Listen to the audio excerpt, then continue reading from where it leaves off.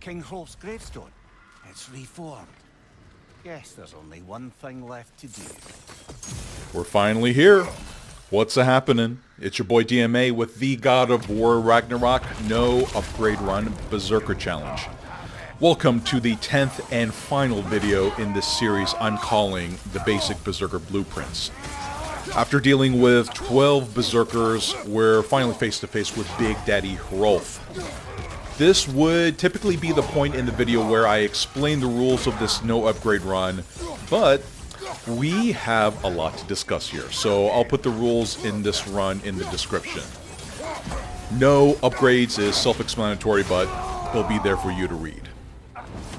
If you're looking for a strategy, by the way, to beat King Hrolf, I'm going to let you know that this video will only help you in very specific ways. One of the hallmarks of God of War's combat is the ability to stack up skills that will make quick work of your obstacles.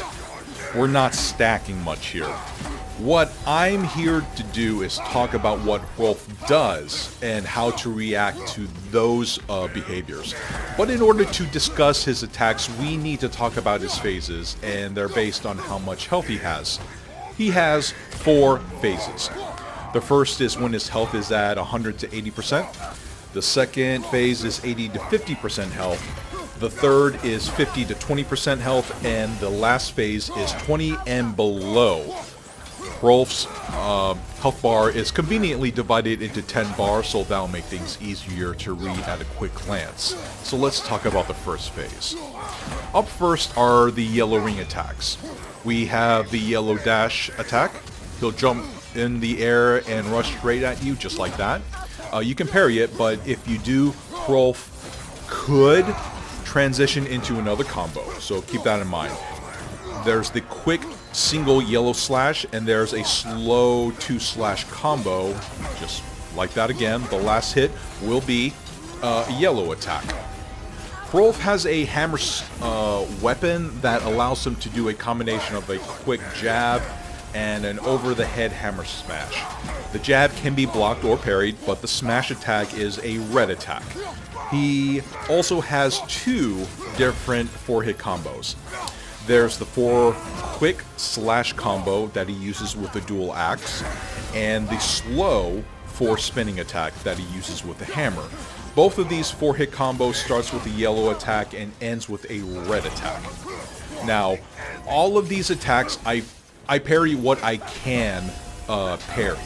This serves 2 functions. First, it adds to Hrolf's white stagger meter, which we just maxed out a moment ago. If you manage to fill it up, you'll knock out about 50% of a health bar. Yes, it is worth the effort. Secondly, you're going to want to parry attacks because it charges your shield for a shield bash. Using a shield bash attack has a decent chance of staggering Hrolf. If he staggers, that opens him up to more damage. A well-timed shield bash could also knock him out of an attack animation. One of my favorite use of this is during his 4-hit combo. I parry the first 3 hits, and when the final red attack is incoming, I use the shield bash. If we see a slowdown effect when the shield bash is happening, Hrolf will be knocked out of the red attack, and you can safely resume offense. If we don't see a slowdown effect, the shield bash won't stagger, and you'll need to evade the red attack. And on top of all of this, a charged shield bash will add to the stagger meter. In summary, learn to parry. It's absolutely worth the effort. Now, up next are the Phase 1 red attacks. We have the red leap attack, a red dash attack, a red skydive, and the green aura explosion. The leap, dash, and the dive attacks can be evaded with a well-timed sidestep. I prefer to do the sidestep over a roll so I can quickly get back to dishing out damage. The skydive does require strict timing, so you until you feel like you have a good grasp on the timing, I would recommend a full roll to evade the pounce. With the green aura explosion, you have several options. You can have the Leviathan Axe and Winter's Bite ready to launch. You could use that to knock him out of the charge animation. If you have a charged Shield Bash, you can use that. I prefer to do the 2 full rolls to get out of the area of effect. Wait for the explosion, and then rush in for damage. However, these rolls need to be straight rolls. If your back is against the wall and can't roll for extra distance, you need to use Rage to knock him out of the animation. And a quick little thing here, I botched that parry and couldn't use Rage to rebound from it. The Rage bar looked kind of full, but the L3 and the R3 prompts weren't there. One quick hit and my Rage bar was full. Kind of annoying I had to use Resurrection Stone. Would have been nice to have said I never used one in this fight, but, you know, it happened. But let this be a lesson on why you should not use Rage for damage in this fight. We always want to save it for recovery purposes. Okay? Now, back to phase 1. We'll wrap it up with the double mace explosion. Shield bash it.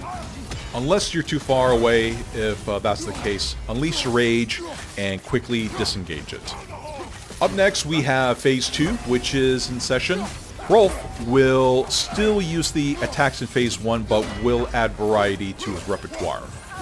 We have the Ground Crawler, a 2-punch combo, the 2 projectile sling, and all of these attacks can be blocked, but the Ground Crawler can't be parried. The projectiles can be parried and sent back to Hrolf for damage, but that's if it connects. I always hope for the best and always parry those slings. We have 2 yellow ring attacks, and Hrolf is demoing the ground dash attack right there. He also has the blaster explosions, and he will decide whether or not he wants to do a single explosion or launch back to back explosions. Hrolf is showing off the first of several red attacks, the aerial homing projectile.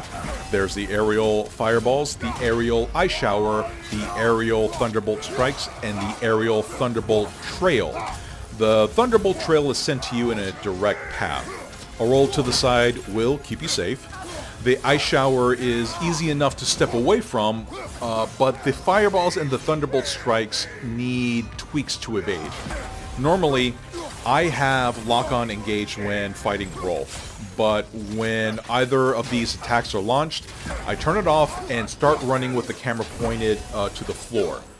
With the fireballs, however, I try to angle the camera where I can see the fireballs coming in, because they can collide into you and kill you before they hit the ground. The last 2 red attacks are the aerial charging explosion and the elemental floating orb. Normally, I would have tossed a spear at these attacks, but I felt the flow of the fight felt smoother with the blades. It's a risk I was willing to take on, because slinging the blade at Hrolf's or the orbs were reasonable ask. I just had to not miss. If need be, switch to the spear for these attacks, if you're comfortable with that.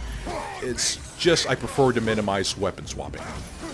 Now we're at Phase 3. When Hrolf is at half health, he'll engage his elemental barrier and will occasionally use it again for the rest of the fight. We all know the axe is best for the red barrier, the blades for blue, and spear for white. Make the appropriate weapon swap and, do your thing. Not that you have a choice, since which barrier he decides to apply is random, but I do find that taking out the white barrier goes quicker than the red or blue barriers. And that might be because the spear is a level 5 weapon, probably not. But sticking him with all 5 spears and detonating them does a lot to his white barrier. But when chipping his elemental barrier down, save his shield bashes for when the barrier is gone. It won't stagger him, and it's not an optimal use for a shield bash. Melee appropriately and chip the barrier down. Another element to Phase 3 is the expansion to some of his attacks. The red dash attack is expanded into a back-to-back dash attack, but keep your eyes open.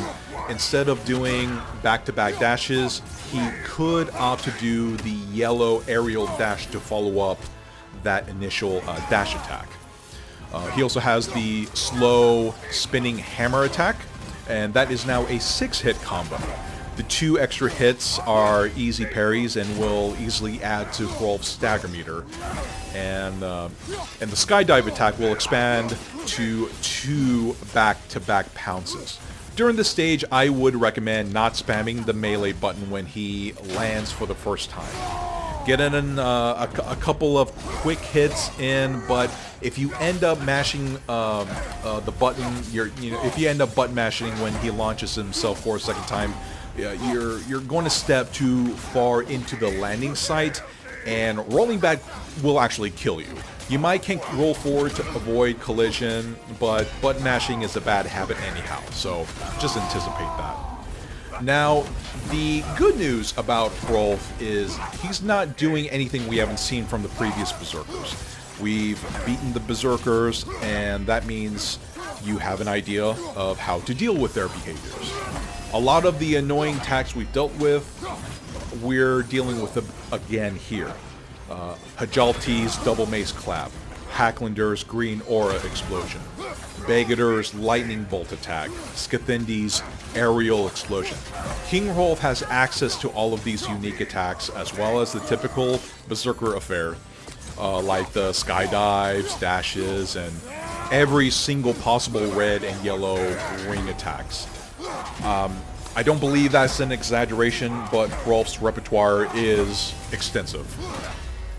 Thankfully, not all of the annoying Berserker quirks can be found in this fight. I mean, imagine having to deal with Bodver's dash and stop attack again. Or better yet, Berserker's summon. Not the undead summon, but the nightmares and satyrs. I came up with a great strategy to deal with the summons, but it worked because of the tight space in the Berserker area. This space is massive, and having to hug Hrolf while he has all of these red ring attacks and dashes. Thankfully, this fight is balanced well enough. Having to chip away from his barrier is mildly annoying, but I'll take it over adding extra baddies to the fight any day. A while ago, I talked a bit about the slowdown effect when using the shield bash, and I want to talk about that right now. I'm parrying his 6-swing combo, and I shield bash his red attack finisher. There's no slow motion effect, so I sidestep it to avoid damage. He's going to come back at me with a 4-hit combo. I'm parrying everything. I shield bash the red attack, and right there, everything slows down. I confidently use my relics since I know I've staggered him. I wasn't able to effectively use the relic, but if you're paying attention to the slow motion effect with the shield bash, keep your eyes out for it. Even outside of a no upgrade run context, it has value, and acknowledging the slow motion effect will open up tons of options for you.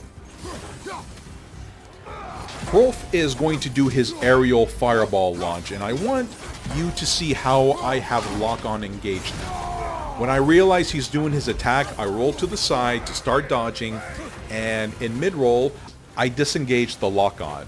I need to keep my eyes on the ground to run and roll appropriately, but Hrolf's stagger meter gets a significant recovery. If I'm comfortable with the angle, I'll swing the camera to face Hrolf in the middle of his attack and send one of Freya's arrows to keep his stagger meter from recovering. But survival is the focus. It sucks that the meter takes a dive, but I filled the meter up several times before. We can work on it some more. And right there, I want you to see how I maintain my combo while I'm parrying Hrolf. Just because he's in a combo and you're parrying for dear life, it doesn't mean you can't get in a quick hit or two while he's wrapping up his combo. Any opening where I can get in a quick poke at him, safely sneak them in. This is one of those death by 1,000 cuts situation, and not taking advantage of openings gives Hrolf another chance to unleash an attack on you that you might not be able to parry or rage recover from. And it's the ability to resume my combos while parrying. It's why I prefer to use the Blades of Chaos in this fight. Tossing spears at the floating orbs or at Hrolf to disrupt his aerial explosion is the best method, but the Blades has a wonderful fluidity that helps keep the offense happening, while still providing the appropriate retorts to these specific attacks. With that said, the spear absolutely has its place in this fight. When he goes airborne and does the ice shower attack, he is so open to taking spears. Toss a couple, move to avoid the red area. Toss some more, move for the third red area and meet him on the ground when he lands. The spear's heavy attacks, while it doesn't do much to stagger him, it's also a very fluid combo and can be cancelled to parry any attacks. The axe, I find, is a touch too slow. So now we're approaching the fourth phase of this fight. The first thing he does, I think, he does a Bifrost contamination thing. It doesn't matter in a no upgrade run context. Any attack is an instant kills, so it doesn't really matter here. When he does it, he's open to attacks. Easy damage. But his skydive expands to 3 pounces back to back.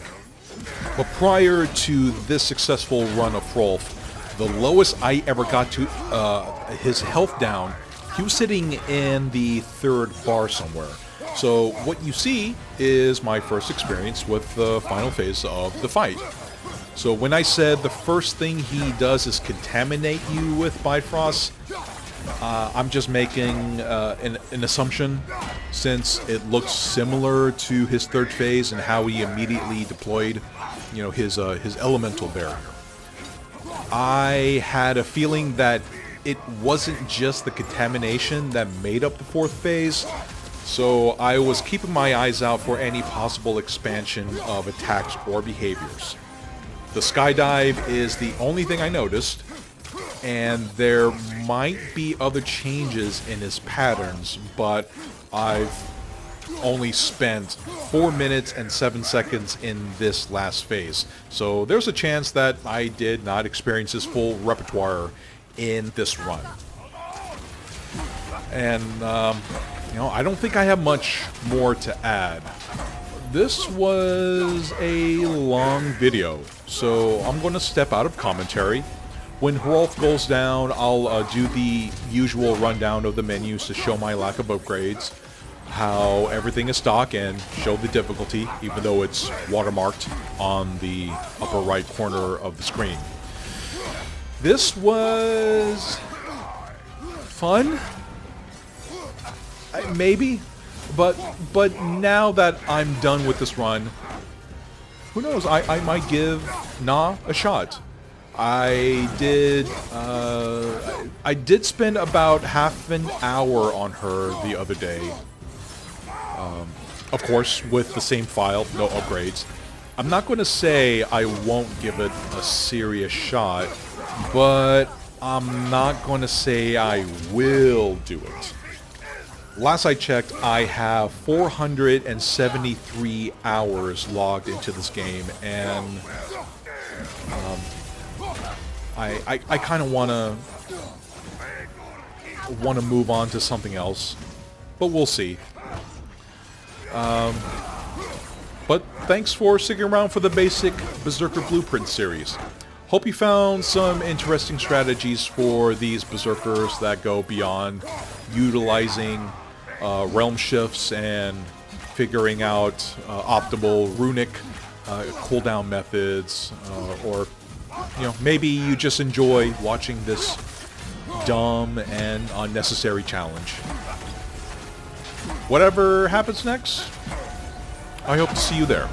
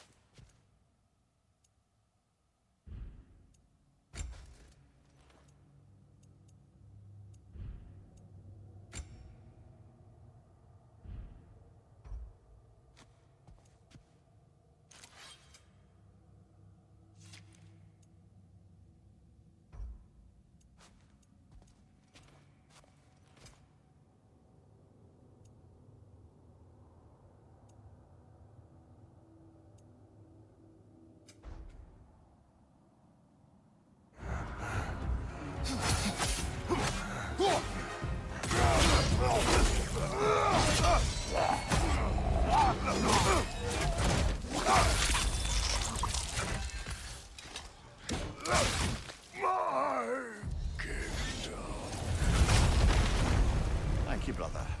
Still not sure if that was justice or vengeance. The two are not always at odds. What do you intend to do with Skofnung now? I intend to use it. No! Don't you understand the legacy that thing carries? Not to mention the souls of evil berserkers. I will use it for good. That won't erase its history. No. But the story of this sword is still being written. Future generations will weigh its good deeds against the bad and decide for themselves. You've come a long way from when I first met you, brother. I have had good counsel since then, brother.